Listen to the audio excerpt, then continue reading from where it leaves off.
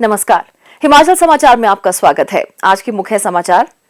मुख्यमंत्री ठाकुर सुखविंदर सिंह सुक्खू ने दिल्ली में किया हिमाचल निकेतन का शिलान्यास।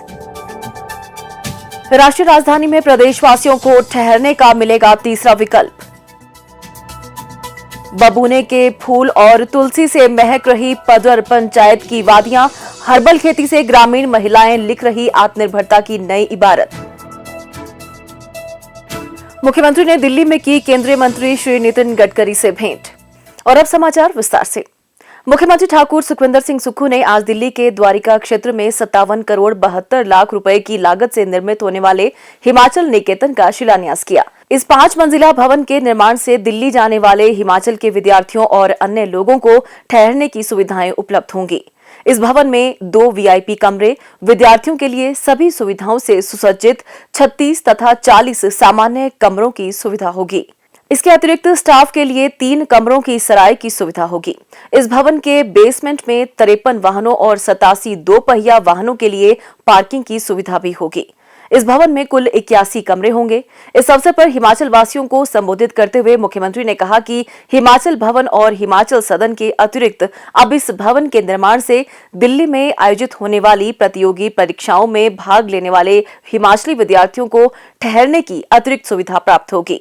हालांकि दिल्ली में हिमाचल सदन भी है, हिमाचल भवन भी है, लेकिन हिमाचल के जब लोग आते हैं, छात्र आते हैं, तो उन्हें धक्के खाने पड़ते हैं। तो इस दृष्टिकोण से हमने आज हिमाचल निकेतन का शिलान्यास किया। इसमें जो हिमाचल के छात्र दिल्ली यूनिवर्सिटी में एडमिशन लेने के लिए आते हैं या कहीं और भी शिक्षा के क्षेत्र में दिल्ली से होकर जाते हैं, इस दृष्टिकोण से भी उनके लिए हमने छात्रों के लिए भी एक ट्रांजिट अकोमोडेशन के रूप में ये व्यवस्था की है। जो गंभीर बीमारी से ग्रस्त लोग आते हैं, एम्स में जाते हैं, उनके परिवार वालों के लिए भी एक व्यवस्था इस हिमाचल निकेतन द्वारका में की है, ताकि वो जब उनके परिवार का कोई सदस्य वहाँ बीमार होता है तो उनके रहने की अकोमोडेशन नहीं होती। इस दृष्टिकोण से भी हमने ये फैसला किया है और हम चाहते हैं कि ये जो हमारा हिमाचल निकेतन है ये तकरीबन 18 महीने में बनकर तैयार हो जाए, इसलिए हम आज इसका शिलान्यास करने आए। ठाकुर सुखविंदर सिंह सुक्खू ने कहा कि हिमाचल वासी प्रतिवर्ष विशेष तौर से सर्दियों में पर्यटन की दृष्टि से देश के अन्य राज्यों की ओर रुख करते हैं। नई दिल्ली में ठहराव के दौरान उनको भी हिमाचल निकेतन में रहने का एक अन्य विकल्प उपलब्ध होगा। उन्होंने लोक निर्माण विभाग के अधिकारियों को गुणवत्तापूर्ण निर्माण कार्य सुनिश्चित करने के साथ वर्ष 2025 तक इस परियोजना को पूर्ण करने के निर्देश दिए। उन्होंने कहा कि नियमित अंतराल में लोक निर्माण विभाग के मंत्री इस निर्माणाधीन भवन की समीक्षा भी करेंगे ताकि भवन का समयबद्ध निर्माण सुनिश्चित किया जा सके।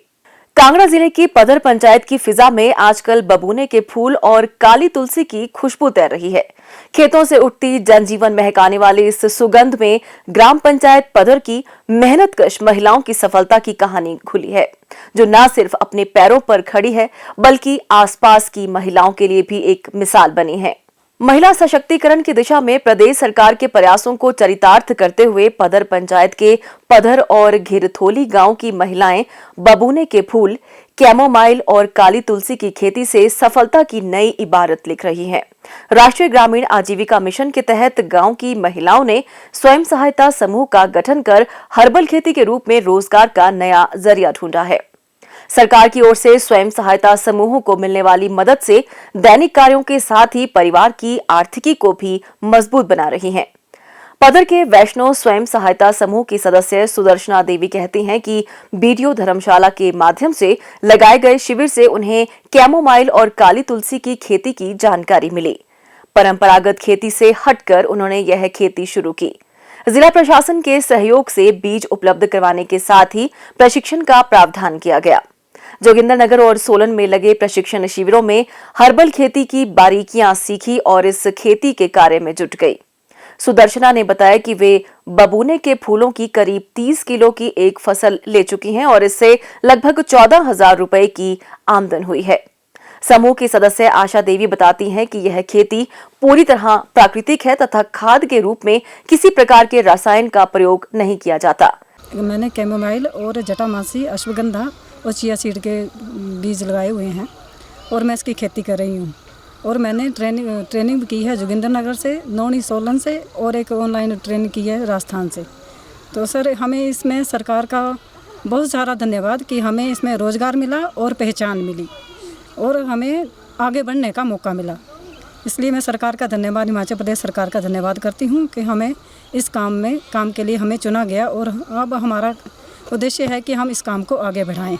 राज्य सरकार महिलाओं को स्वरोजगार के लिए प्रोत्साहित करने के साथ उन्हें आर्थिक मदद भी उपलब्ध करवा रही है।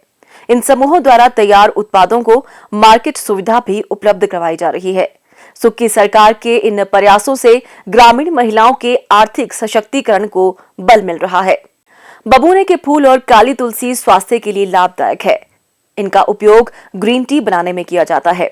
अनिद्रा, पेट और लीवर की दिक्कतों तथा रक्तचाप और शुगर जैसे विकारों को नियंत्रित करने में भी यह रामबाण है। इसके अलावा इनका सौंदर्य प्रसाधन उत्पादों में भी इस्तेमाल होता है। चिया सीड भी पाचन, तनाव और उच्च रक्तचाप को दुरुस्त रखने में मददगार है। मुख्यमंत्री ठाकुर सुखविंदर सिंह सुक्खू ने आज नई दिल्ली में केंद्रीय सड़क परिवहन और राजमार्ग मंत्री श्री नितिन गडकरी से भेंट की। इस दौरान उन्होंने प्रदेश से संबंधित विभिन्न मामलों, विशेषकर भारतीय राष्ट्रीय राजमार्ग प्राधिकरण की 4 लेन परियोजनाओं और अन्य राष्ट्रीय राजमार्गों के बारे में विस्तार से चर्चा की। उन्होंने केंद्रीय मंत्री से आग्रह किया कि प्रदेश में निर्माणाधीन कीरतपुर, मनाली, परवाणू, शिमला, चक्की, मटौर, शिमला और नालागढ़ स्वारघाट सहित अन्य 4 लेन परियोजनाओं के कार्यों को गति प्रदान की जाए। मुख्यमंत्री ने वाहनों की बढ़ती आवाजाही को सुचारू करने तथा यात्रियों की सुविधा के लिए प्रदेश में फ्लाईओवर निर्माण का भी आग्रह किया।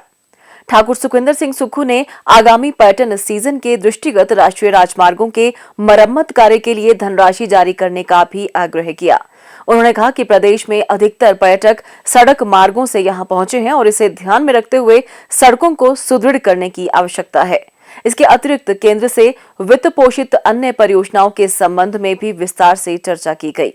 उन्होंने कहा कि प्रदेश के संबंध में उठाए गए विभिन्न मामलों पर केंद्रीय मंत्री ने हर संभव सहायता और सहयोग का आश्वासन दिया है। उन्होंने पहाड़ी राज्य के प्रति उदारता पूर्ण रवैये के लिए केंद्रीय मंत्री का आभार व्यक्त किया और उन्हें हिमाचल आने का न्योता भी दिया। हिमाचल समाचार देखने के लिए सब्सक्राइब करें YouTube channel information and public relations department HP। Follow करें ट्विटर @DPRHP। लाइक करें Facebook page information and public relations department Himachal Pradesh. Visit करें वेबसाइट www.himachalpr.gov.in। इस अंक में इतना ही। कल फिर होगी मुलाकात। दीजिए इजाजत। नमस्कार।